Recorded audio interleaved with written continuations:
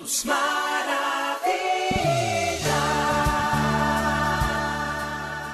Dios les bendiga, mis amados hermanos. Qué hermoso privilegio poder estar aquí con ustedes. Les invito a que juntos podamos decir nuestra misión: ser discípulos de Jesucristo comprometidos con el discipulado que se basa en la palabra de Dios, la adoración verdadera, la salvación que es por la fe en Jesús, la restauración espiritual, la comunión y la vida familiar. Dios les bendiga. Dios les bendiga. Es un hermoso privilegio estar una vez más con ustedes, hoy alabando y adorando al Señor, porque Él ha sido bueno, Él siempre ha sido bueno y su misericordia se refleja cada día en nosotros. Estamos llevando, sí, la secuencia de la redignificación de dignidad, la caída de la dignidad, luego la redignificación, y el día miércoles estuvimos hablando de lo que tuvo que suceder en cuanto a Cristo, a su despojarse, a su limitarse de sus perfecciones para poder otorgarnos la capacidad de ser otra vez llevados a la redignificación. Y decíamos que no era una redignificación de simplemente volver al estado creacional, porque todo lo que ha sucedido, el pecado y cuantas cosas invadieron a la humanidad, la muerte continúan hasta que concluya absolutamente y nosotros seamos verdaderamente puestos en el Señor Jesucristo a la eternidad. Hoy, dentro de ese suceso, de lo que Cristo hizo, quiero reducirme a el momento cúlmine de ese sacrificio de la encarnación de Cristo.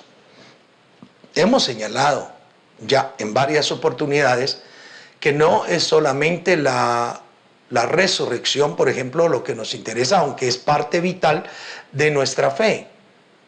Tampoco lo es solamente la crucifixión, que es muy importante dentro de toda la narrativa y de nuestra fe, porque en ese sacrificio Cristo perdonó nuestros pecados y su sangre, por supuesto, hace la redención. Tampoco es simplemente su ministerio, porque el ministerio tiene todo un conjunto de elementos para aclarar, para interpretar la ley, para poder darle el verdadero sentido y para poder implantar el reino de Dios en la tierra, sino que es desde su nacimiento, desde que el Señor nace, o más bien dicho, lo debo de rectificar, desde el momento en que el ángel anuncia la concepción en María. Desde ese momento comienza todo ese misterio maravilloso de la piedad, por medio de la cual Dios se encarna y hace todo lo necesario para que nosotros seamos otra vez vueltos a la capacidad de llegar, de entrar al reino de los cielos. En esa instancia sí quiero usar uno de los capítulos que para mí es completísimo en cuanto a desarrollar ese misterio, pero también todos los elementos que podemos ver más adelante en cuanto al volver nosotros a la dignidad delante de la presencia de Dios. Así que, usando nuestra Biblia, tomamos 1 Corintios capítulo 15 y estaremos comenzando en el versículo 3. Y estaremos hablando de los sucesos que permitirán la vindicación del ser humano. Los sucesos que Cristo realiza, que Cristo observa, y van a vindicar al ser humano con posterioridad. Así que, prestos entonces, 1 Corintios capítulo 15, versículo 3, el versículo 3 señala lo siguiente: porque primeramente os he enseñado lo que asimismo recibí, que Cristo murió por nuestros pecados conforme a las Escrituras. Vea qué maravilloso. Lo primero que encuentro yo al leer este versículo es una plena convicción del escritor sagrado.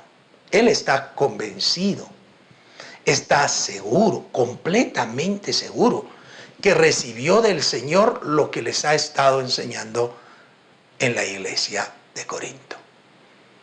Me fascina a mí la garantía, la seguridad del ministro de Dios, que sabe que lo que está hablando no se basa de su pensamiento o de sus corazonadas o de su impulsividad, sino se basa de la revelación que Dios ha dado a su vida. Nosotros, como buenos hijos de Dios y cristianos, tenemos esta magnífica revelación, la Biblia, la palabra profética más segura, la cual hacemos bien en oír. Así dice la palabra del Señor. Debemos nosotros tener esa certeza que lo que está aquí fue revelado por el Señor. Por más que han existido personas en contra de la Biblia, personas que tratan de buscar errores en la Escritura, personas que tratan de minimizar los hechos, de decir que son hipérboles, exageraciones, que son narrativas pues un tanto misteriosas, pero que no son realidad. Por más que han existido hombres, mujeres también, que han tratado de desvirtuar, de decir que esto es palabra de hombre y no palabra de Dios.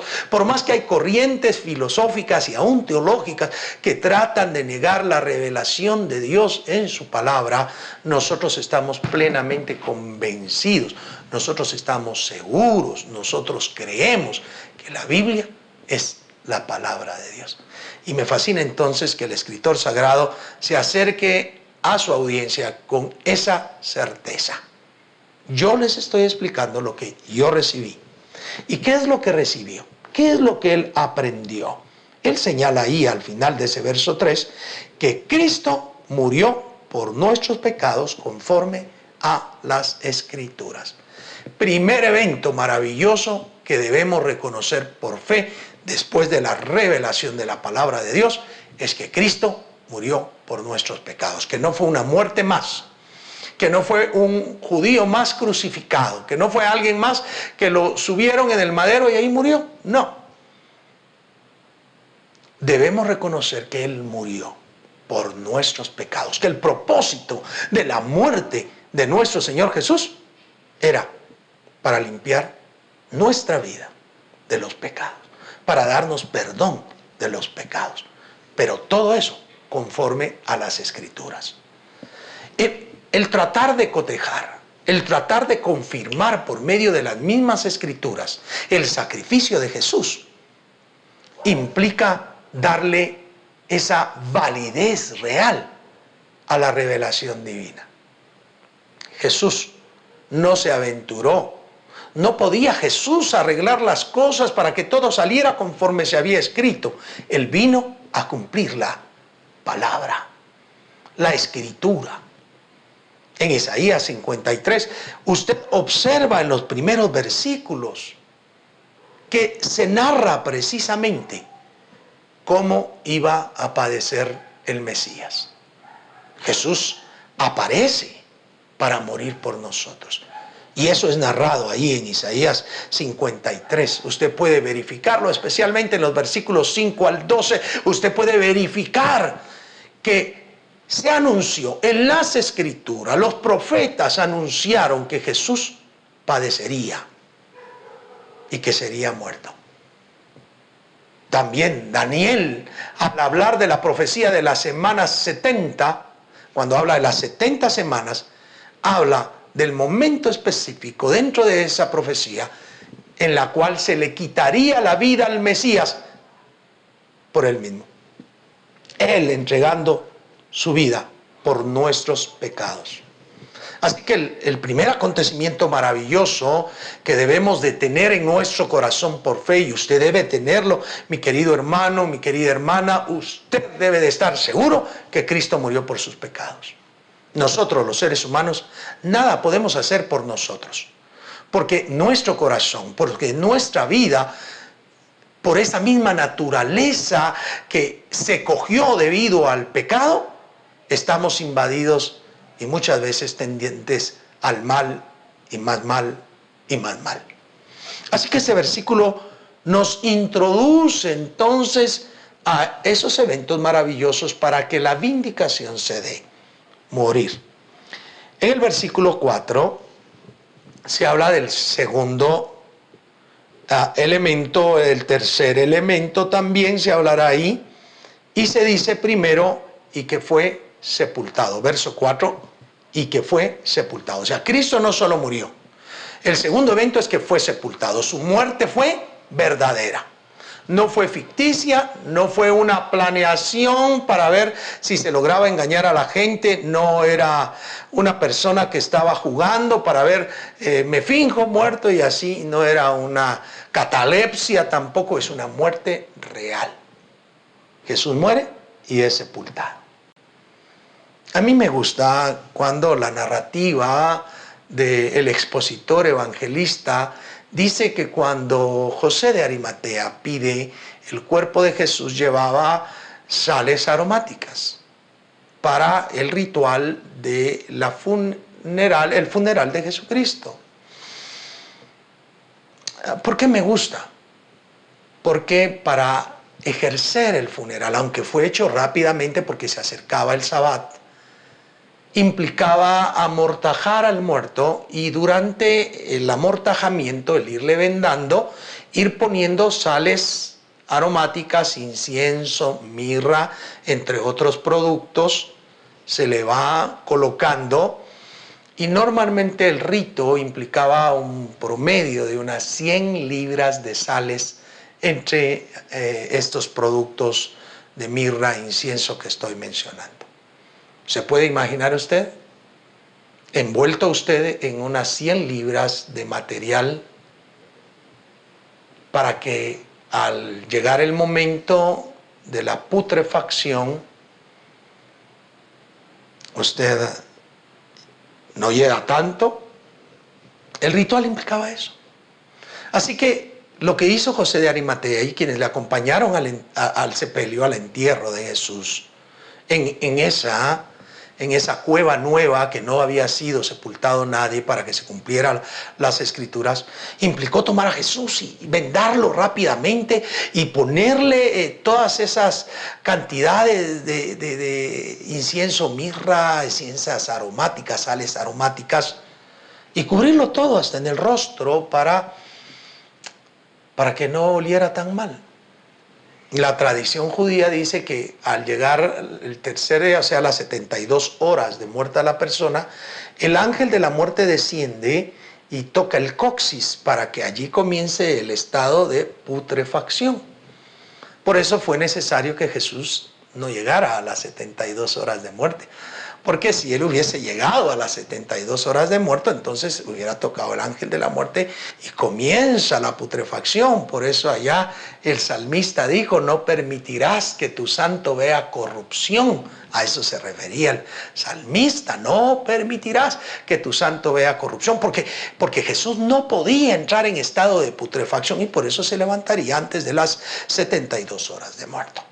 De ahí el pleito entre muchos que son 3 días cabales, que no son 3 días cabales, no, simplemente no podía llegar Jesús a esas 72 horas porque al tercer día exacto llegaría el ángel de la muerte. Pero dice fue sepultado, su muerte fue segura, fue real, fue verdadera, no fue algo inventado, no es algo que los hombres se hayan, es más, los anales históricos tienen incluso lugar donde se cree que fue el lugar donde sepultaron al Señor Jesucristo.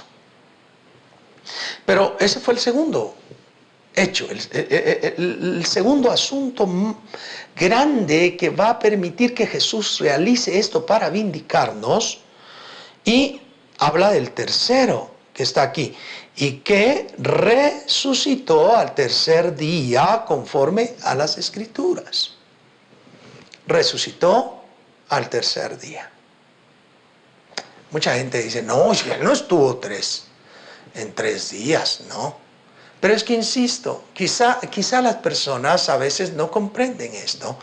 No estábamos hablando exactamente del día completo de 24 horas. Jesús muere como a las 3 de la tarde de un día viernes. Para nosotros viernes, pues, porque en aquel entonces no existía el calendario que nosotros usamos. Fue el día anterior al Shabbat. Muere. Pero a las 6 de la tarde de ese día comenzaba el Shabbat. Entonces el hecho de morir a las 3 de la tarde, y aunque el otro día comenzaba a las 6 de la tarde, llevar 3 horas de muerto, ya implicaba el primer día de estar allí, muerto. Y tuvo que ser sepultado antes de las 6 de la tarde, porque a las 6 comenzaba el Shabbat y a ellos no les era permitido, por cuestión de contaminación, el estar a las 6 de la tarde todavía haciendo esto, que era un acto prohibido dentro del Shabbat.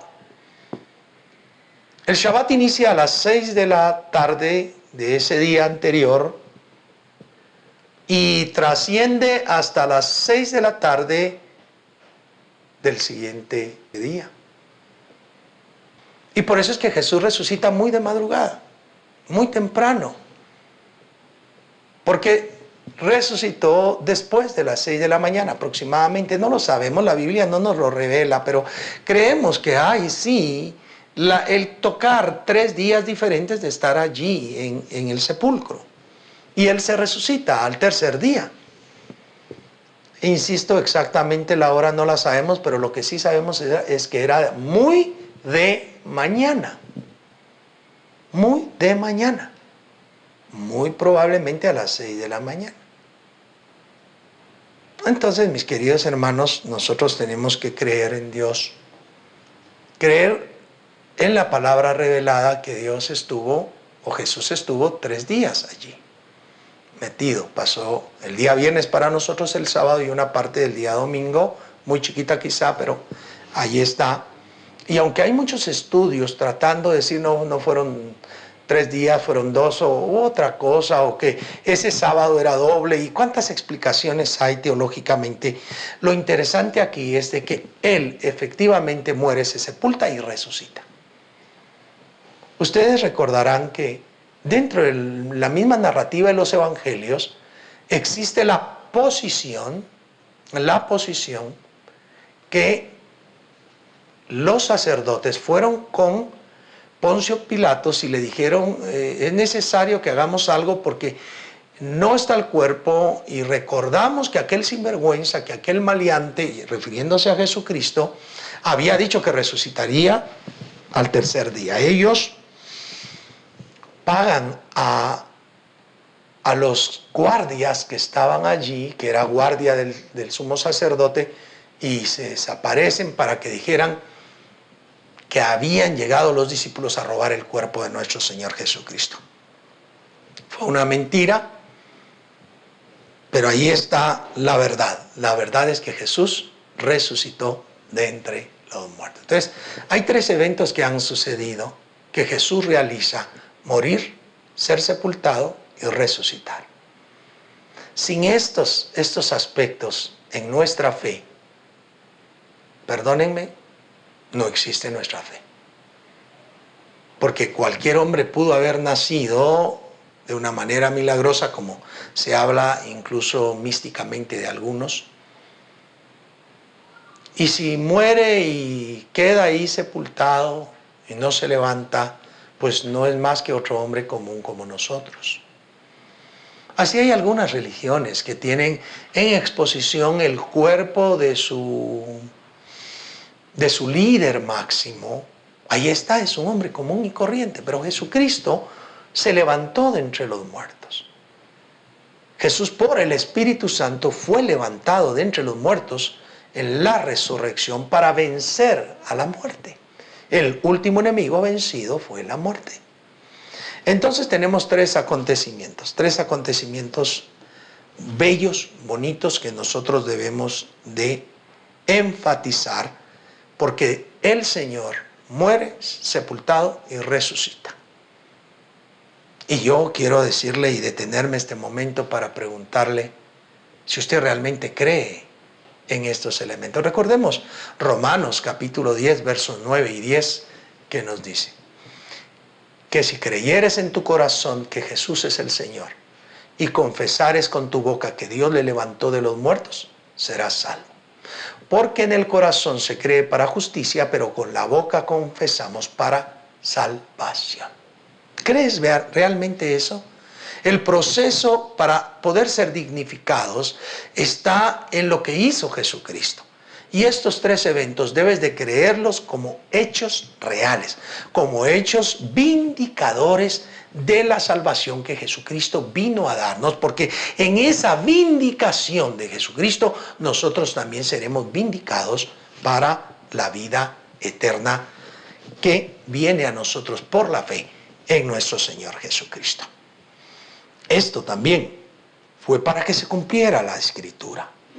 Esto también fue anunciado en los Salmos, fue anunciado por los profetas.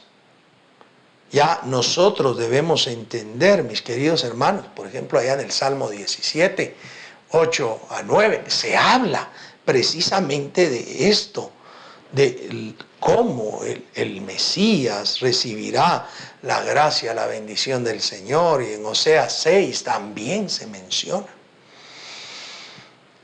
Bueno, pero parece algo importante. Los hechos hasta ahí, queridos hermanos, son propios de Jesucristo. Los vivió en sí. Sucedieron en Él y a Él. Pero falta un hecho que es principal. Su manifestación. Porque después de haberlo visto morir en la cruz, ningún hombre, y debo de volver a esto, ningún hombre iba a estar en la cruz y viviría. No, ahí todos tenían que morir, y ustedes ya saben que a los que estaban crucificados a los lados de él les quiebran las piernas para que mueran más rápido. A él no se la quiebran para cumplir la Escritura, pero también porque ya ha muerto. Así que él no fue quebrado de las piernas como solía hacerse con los demás. Entonces encontramos acá que necesitamos tomar el cuarto elemento, que es muy relevante, muy importante, su manifestación. En estas citas será traducido o está traducido apareció. Y noten ustedes, versículo 5. Y que apareció a Cefas y después a los 12. Se manifestó. Se mostró a Pedro y después a los 12. Esto, mis queridos hermanos, soslaya toda la manifestación del Señor. Porque ya el Señor resucitado se presenta a las personas que saben, que conocen de su muerte. El verso 6 todavía empuja más. Después apareció a más de 500 hermanos a la vez. Había más de 500 personas juntas.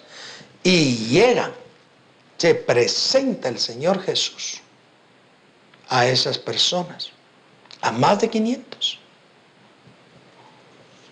De los cuales muchos viven y otros ya duermen. Al momento en que está escribiéndose la epístola a los Corintios, ya muchos han muerto. Pero sigue diciendo, después apareció a Jacobo, después a todos los apóstoles. Ahora, este no es Jacobo, el hermano de Juan, el hijo de Zebedeo. Este Jacobo es su hermano Jacobo, el que tendrá por privilegio dirigir el primer concilio en Jerusalén, allá en Hechos capítulo 15. Así que, este Jacobo también recibe la manifestación de Dios. Vean ustedes qué maravilloso. Se aparece a Cefas, se apareció a los 12, se aparece a más de 500, se aparece a Jacobo y después a todos los apóstoles. Y dice el verso 8, y al último de todos, como a un abortivo, se me apareció a mí. Qué énfasis más tremendo en este hecho. El sacrificio de Jesús fue realizado una sola vez y para siempre. No se repite, no se vuelve a hacer. Cuando nosotros ministramos la cena del Señor, que lo acabamos de estar viviendo,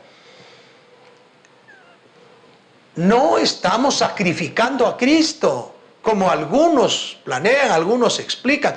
No estamos sacrificando a Cristo, solamente estamos recordando su sacrificio y anunciando su venida, pero no estamos sacrificando. Hay muchas personas que creen en la transustanciación y creen que aquellos elementos se hacen literalmente la sangre y literalmente el cuerpo del Señor Jesús, pero eso sería volver a sacrificar a Jesucristo. El sacrificio es una vez, la muerte fue una vez, la sepultura fue una vez y la resurrección una sola vez. Pero la manifestación de Dios se sucede, escuche una vez, verso 15, se apareció a Cefas. 16, se apareció a más de 500 hermanos.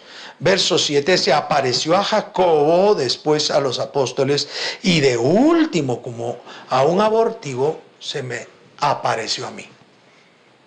Por lo menos, aunque se podrían entender más veces, pero la palabra está mencionada 4 veces.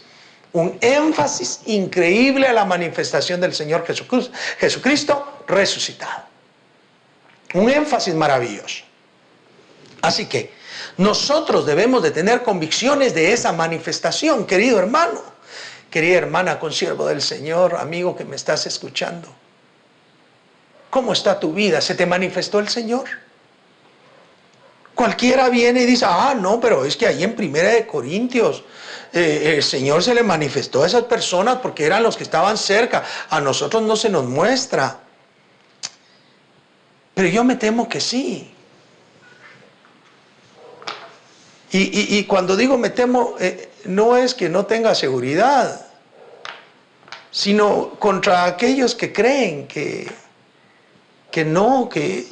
el Señor no se manifiesta. Miren el texto en Juan capítulo 14, versículo 21. El que tiene mis mandamientos y los guarda, este es el que me ama. Y el que me ama será amado de mi Padre, y yo le amaré y me manifestaré a él. ¿Se manifiesta Dios contigo? ¿Cómo se manifiesta Dios contigo? ¿Cómo se manifiesta el Señor conmigo? El que tiene mis mandamientos y los guarda, los pone por obra. Él es el que me ama. ¿Amas a Jesús?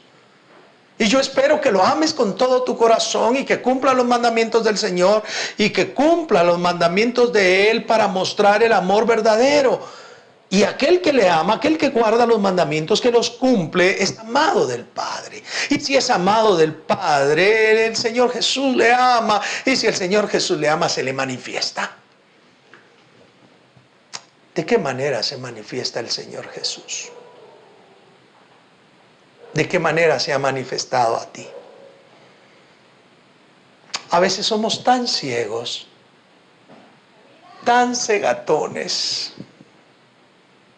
que no logramos ver nosotros a Jesús mostrándose para darnos vida, para darnos bendición, para ayudarnos, para socorrernos, para consolarnos. A veces estamos tan ciegos, ensimismados en nuestra humanidad, que no lo vemos obrar en favor nuestro.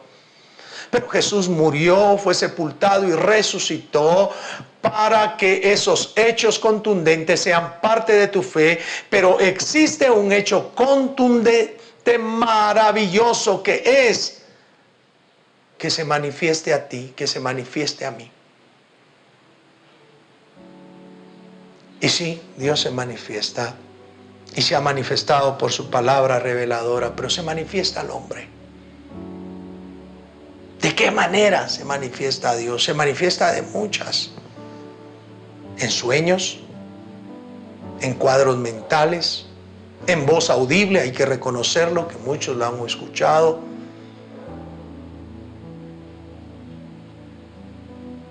Se manifiesta a Dios para ti.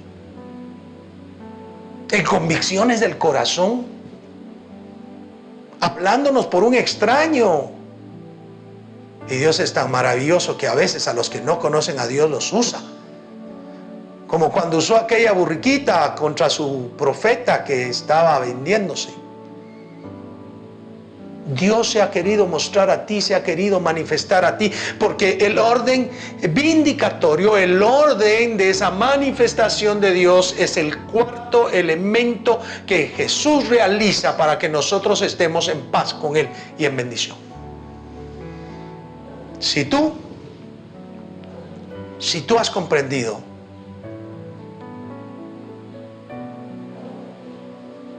y no se ha manifestado Jesús a ti, te invito a que te acerques a Él. Si lo está haciendo, vive agradecido y vive de la mano con Él. Espero que Dios te haya dicho algo, que ilumine tu corazón y que te haga sentir la necesidad de que todo el proceso vindicatorio tendrá sentido en nuestro Señor Jesucristo, que hizo un sacrificio una sola vez y para siempre para cumplir las Escrituras, pero se manifestó a nosotros. Quiero invitarte a orar conmigo. Padre que estás en los cielos, te alabo, te bendigo y te glorifico porque eres maravilloso. Quiero que bendigas a los hermanos, las hermanas, los amigos, los siervos, consiervos que están acá, y que nos llenes de tu paz y que nosotros reconozcamos de una manera verdadera que tu sacrificio único se ha realizado verdaderamente, pero que también te manifiestas a nosotros. Y te pido que te manifiestes en cada uno para gloria de tu nombre. Que tu paz, que tu amor y tu misericordia sea por siempre. Te adoramos en el dulce nombre de Jesús. Amén y amén. Qué bueno es el Señor. Ha sido un enorme privilegio estar con ustedes. La paz del Señor sea en sus vidas. Que Dios ilumine su rostro sobre ustedes. Que llene su corazón de paz. Que les dé salud. Y nos volvemos a ver. Dios les bendiga. Dios les guarde. Hasta la próxima.